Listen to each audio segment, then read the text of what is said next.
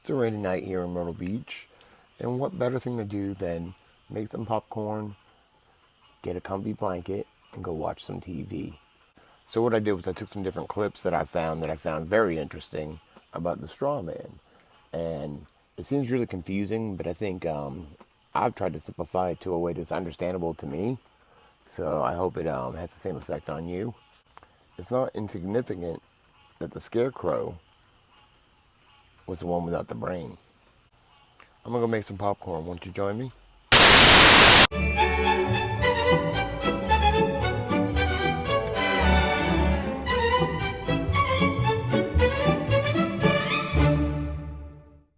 Ah, the government. It loves you and wants to keep you safe and well. It even wants to make paying taxes, fines, and court costs easier for you. How? Well, you'll need to meet your straw man. He was born the same day you were. He looks like you, has the same name, and lives in your house, but you never knew he existed. You will have even paid his parking tickets or taxes. The worst part? He's been dead from day one. From every birth certificate, a legal personality, or legal fiction, is created with the same name to confuse little old you into thinking it's you. So, there is a human you and a paper you, or as it's commonly known, a straw man. So when it seems like government officials, court clerks, or the police are speaking English, they aren't. They're speaking legalese, designed to make you agree to verbal and written contracts without even knowing about it, all spun from Black's Law Dictionary. For example, when the police say, "Do you understand?" you'll say, "Yes." What they are really saying is, "Do you stand under our authority?" Oops-a-daisy, you just created a verbal contract with them. Oh, you clever government. Did you know that whenever you register something, you are handing over title to the person you register it with? That's right. Whenever you register something with the government, they assume it belongs to them. Registered your car? Super! Now you are the registered keeper of your vehicle, and the government can crush it when you don't pay your, straw man's taxes. Expecting a new bundle of joy? Well then you need to register your little darling with a birth certificate. Then they can start the process all over again and create a new straw man for your little one. Isn't that great? So when Junior grows up, he'll be able to generate revenue just like you have. When you notify on your baby by signing the birth certificate, your child becomes a ward of state, and if the government doesn't like what you're doing, they'll assume it's okay to take the child away, or make new rules for things they don't like. Not enough school? Smacking your child? Shouting too loudly? Then it's off to social services for the little one. When you get a bill, it's sent to you, but belongs to your straw man, not you. That's why bills, fines, and summons start with Mr., Mrs., or Ms. Sometimes you'll see your surname in capitals, just like on a gravestone. That's because your straw man is dead, and just a silly piece of paper, created before you could comprehend or even consent to it. When you go to court, you represent your straw man, so you, the human, take on any costs, fees, taxes, and fines involved for the straw man. The human you doesn't even need to pay them. But you made a contract with the court by appearing on behalf of your legal personality or straw man, just like the government knew you would. Confused? Well, don't worry. The government doesn't want you to know anyway. If you knew, you'd stop paying things like council tax and parking tickets. Because when you go to court, you are representing your straw man. You are you, alive and made of flesh and blood. Your straw man, or legal personality, is a piece of paper created from your birth certificate. And you think it's you. What a silly Billy.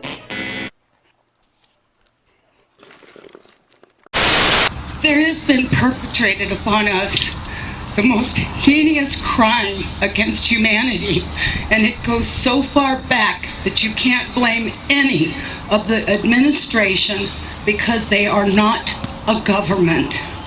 They are the United States Corporation.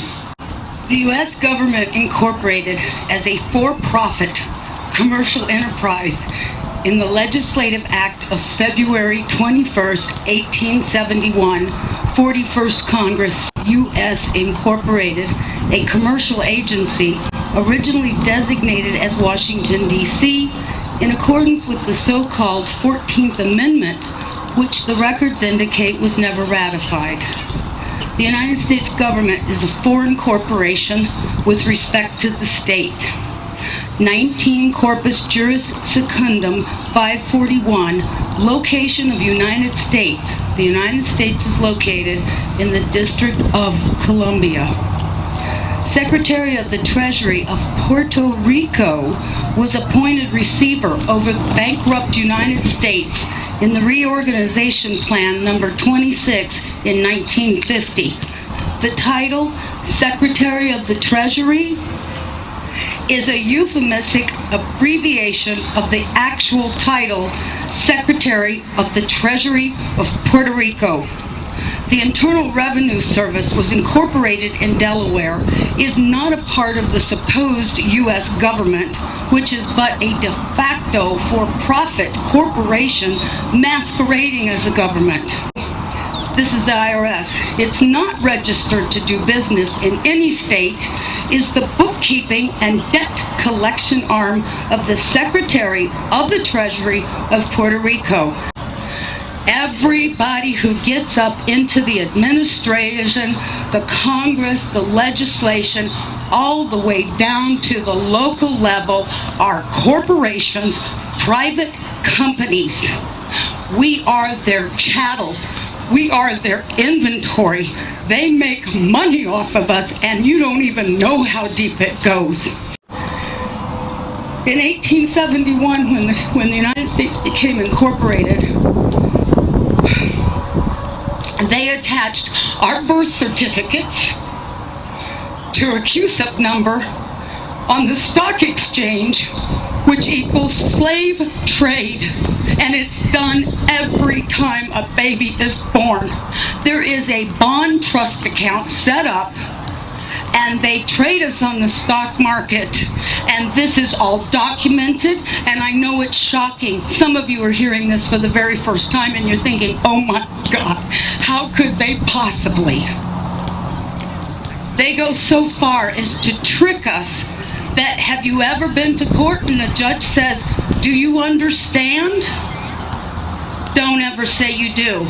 Say, no, Your Honor, I do not understand. That simple little word doesn't mean what you think it does. You have just given him permission, if you say, yes, I do understand, that you're going to stand under whatever he wants to lay on top of you. The courts are admiralty courts. The judges, the attorneys, all belong to the Bar Association. They do not work for us, we the people. We the people are working for them. We don't need a gold standard. We are the value to the Federal Reserve note. We've all been in this boat together, and people need to really wake up, and we need to hold these corporate officials' feet to the fire and insist the corporation must be dissolved, the Federal Reserve must be banned from this country, and we must turn our system of judiciary back to a common law. If there's no harm, no loss, there's no crime. And everything else is a way to get you to pay.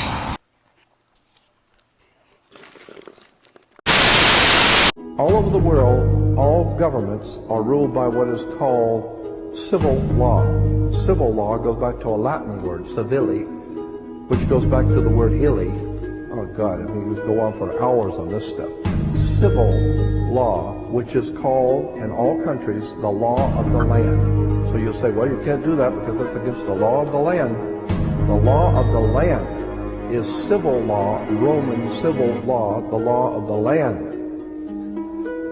But there is a second law which also operates all over the earth identical. It's called UCC, Uniform Commercial Code. That is the law of God in the world of business. I don't care if you're in Japan, in Africa, in China, in Istanbul, Turkey.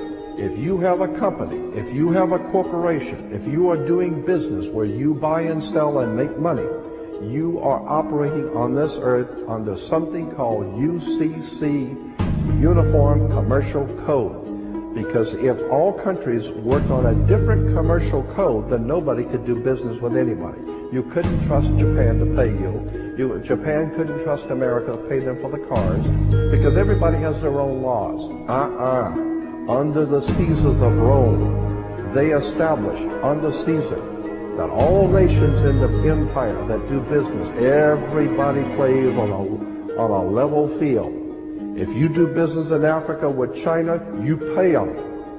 And if Africa does business with American companies, you pay them.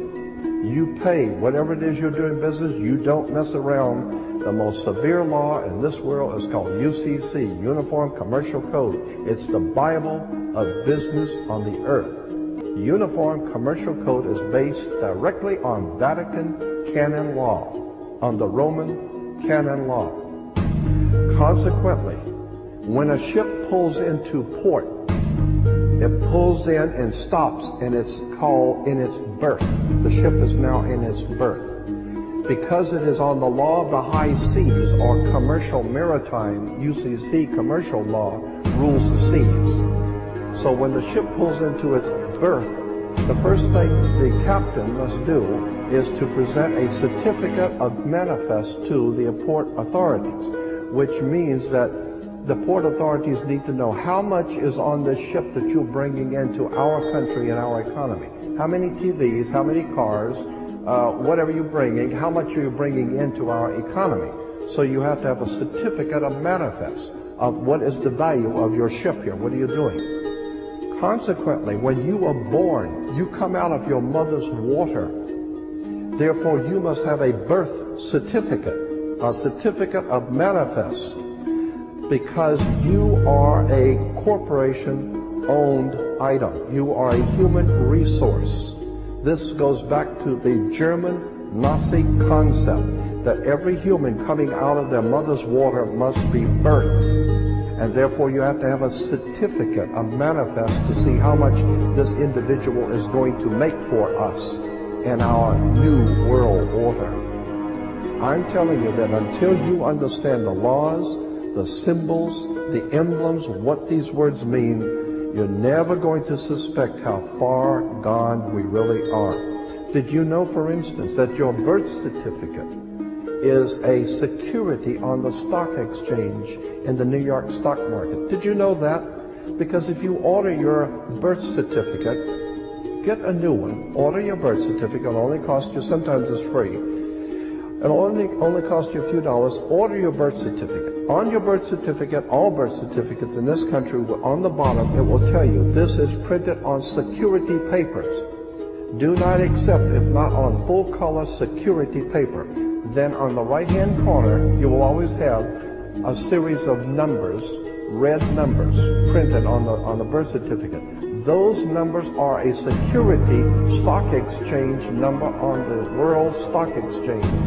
You go to any good stock office and ask them, check these numbers in your computer and see how much this stock is worth, the certificate. And they will check it on the New York Stock Exchange and find your birth certificate is a stock on the stock exchange in America. Why? Because you are worth money to the international bank that bought you in 1930. We need to wake up. Fucking stoned.